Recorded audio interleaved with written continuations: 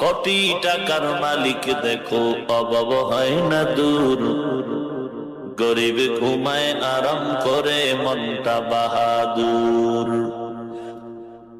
ফেরাউনের লাশটা দেখো মিশর জাদু ঘরে, খায় না মাছি পোকা মাটি সবাই ঘৃণা করে।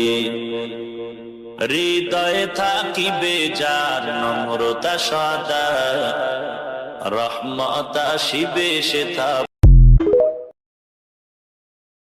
কোটি টাকার মালিক দেখো অভাব হয় না দূর, গরিব ঘুমায় আরাম করে মনটা বাহাদুর।